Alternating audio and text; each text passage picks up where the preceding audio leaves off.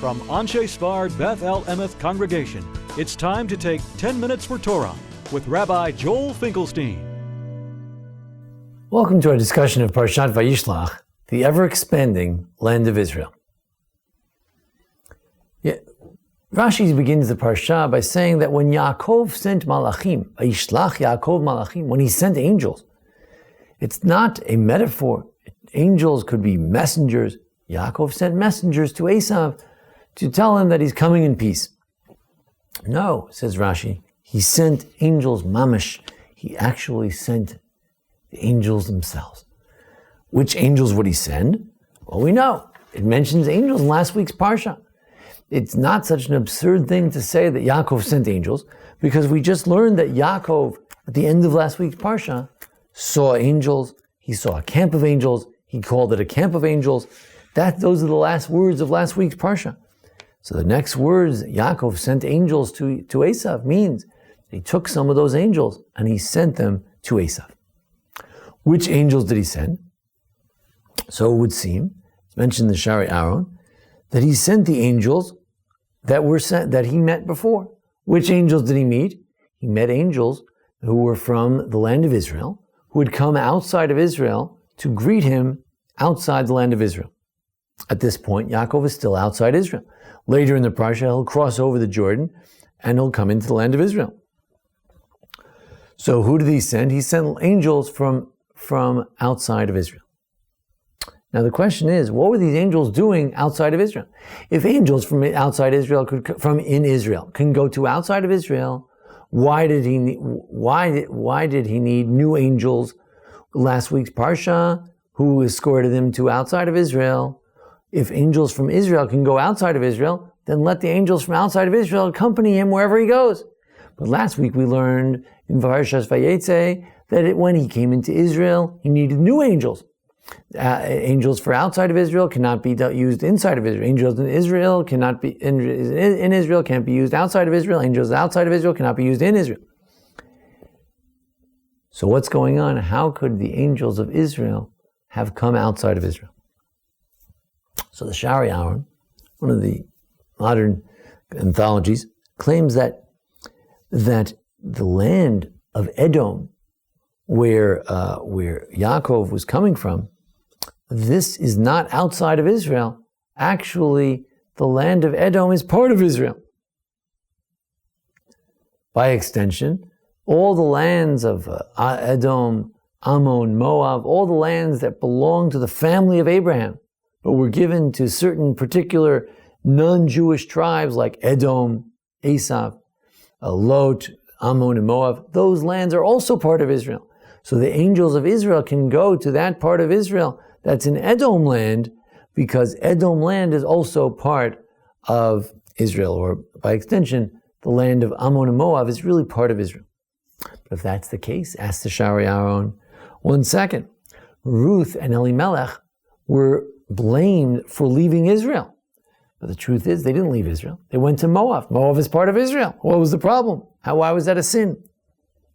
The answer is, he says that, if we look in Parshas Devarim, it says that before the sin of the spies, the Jewish people were supposed to conquer the Mount of the Amorites.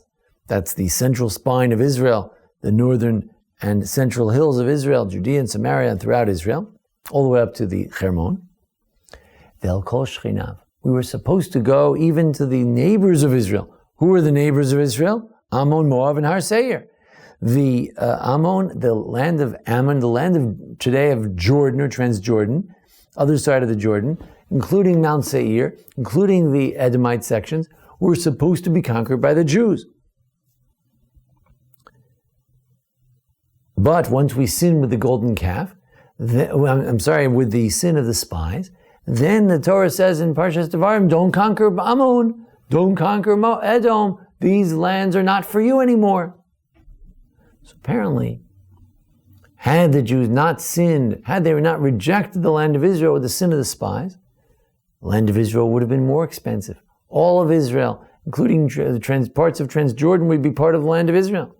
Once the Jews showed a lack of willingness and excitement about conquering the land of Israel, then God said, fine, I'll give that to Seir, I'll give that to Ammon, I'll give it to Moab.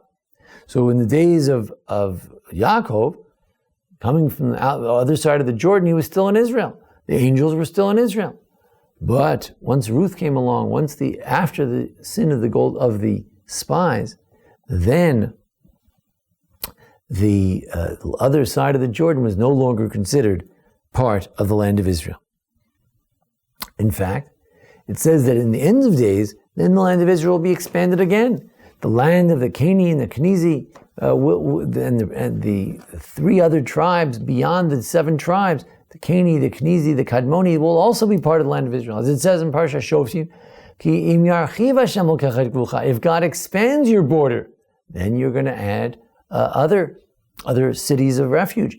So there is an idea that one day God may continue to expand the land of Israel beyond where it is today. And in fact, there is a notion that when Yaakov says in our parsha, don't worry, Esav, one day I'll come visit you. When is that? That's in the end of days. That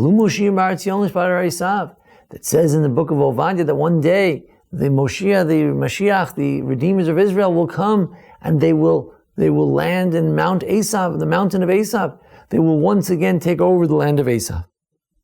Truth is, the land of Israel is not one land. If the Jewish people don't merit, we may be stuck in the days of Chizkiah, we just had Jerusalem. In the days of pre-67, we just had a small section 9 to 16 miles wide. Today, it's unclear, what are we going to land out with? Are we going to land out with more land or less land? But our dream is that one day, the land of Israel will expand beyond its borders. We're not looking to chase anyone out. We're not looking to displace anyone. We're looking to have the original promise that God gave of the more expansive borders of Israel. Of course, for that you need Jews. You need the Jewish people to return to their land.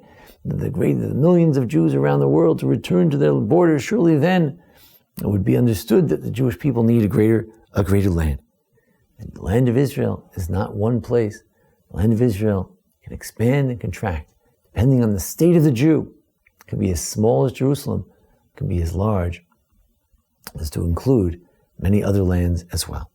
Let us hope that we merit in our time to see not a contracting Israel, but an expanding Israel, one which will be filled with the Jewish people. The Jewish people will return one day to their land. Thank you for joining us here at the Anshe Sfar Beth El congregation for a discussion of Parsha Vayishlach. Feel free to join us each week for our discussions of the Parsha and to check our archives for past discussions. Thank you. This has been 10 Minutes for Torah with Rabbi Joel Finkelstein.